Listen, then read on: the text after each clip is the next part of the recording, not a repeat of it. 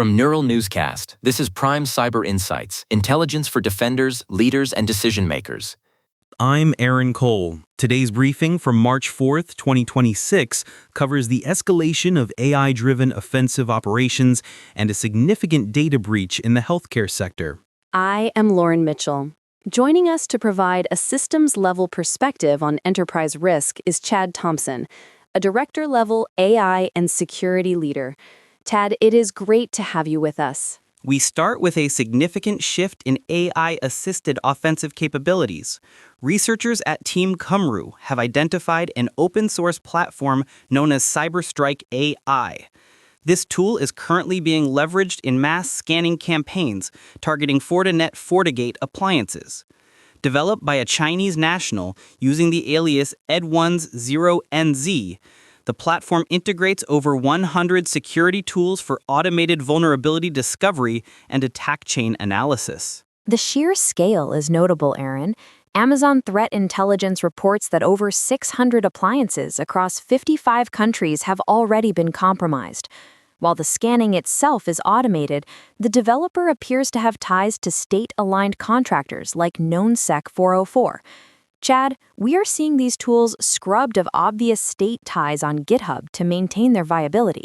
How does this evolve the enterprise risk profile? It significantly lowers the barrier to entry, Lauren. When a platform like CyberStrikeAI packages reconnaissance and exploitation into a Go-based automated framework, the threat shifts from artisanal hacking to industrial-scale scanning. Enterprises are no longer just defending against a threat actor. They are up against a highly efficient AI-augmented pipeline that can pinpoint a vulnerable appliance in a matter of minutes. Building on that, this tool integrates models like DeepSeek and Anthropic Claude for its internal logic. Does the open-source nature of these offensive tools make them more difficult to block at the perimeter? Exactly. Because these frameworks are built on legitimate generative AI services and integrated with standard scanning protocols, their traffic often blends in with routine administrative or testing activity. The developer is also distributing tools for jailbreaking ChatGPT and detecting privilege escalation, essentially building a complete automated ecosystem for initial access. Turning to data privacy, the French healthcare software provider Cegedim Santé has confirmed a major breach. Reports this week indicate that 15.8 million records were exfiltrated from their Mon Logiciel medical platform. Chad, given your focus on resiliency, does this suggest a fundamental failure in third-party supply chain oversight within healthcare? It highlights a persistent vulnerability in the handling of administrative doctor notes. Aaron. In this instance, 165,000 files contain sensitive comments regarding HIV status and sexual orientation. While the structured medical records remain secure, the unstructured administrative data was the weak point. Resilience now requires looking beyond the core database to the metadata and practice notes that are often less protected.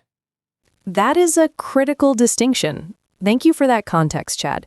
Moving to remediation, CISA has added a VMware Aria Operations flaw to its known exploited vulnerabilities catalog. Tracked as CVE 2026-22719, this high-severity command injection vulnerability allows unauthenticated attackers to execute arbitrary commands. Broadcom has released patches, and federal agencies have until March 24th to secure their systems. We are also monitoring a major update from Google, which has released the March 2026 security update for Android. It addresses 129 vulnerabilities, including 10 critical bugs and a high-severity graphics component flaw, CVE 2026-21385. Google indicates this specific flaw is under limited targeted exploitation and impacts over 230 different Qualcomm chipsets. The Android update is split into 2 patch levels, with Pixel devices receiving the fix first. Given the 0-day involvement in the graphics module, this is not an update to delay, Aaron. It is a demanding week for infrastructure teams ranging from AI-driven network scanners to critical mobile and hypervisor patches. That concludes today's briefing. I'm Aaron Cole. And I'm Lauren Mitchell. For full technical indicators, visit pci.neuralnewscast.com. Prime Cyber Insights is a production of Neural Newscast. This briefing is for informational purposes only and does not constitute professional security advice.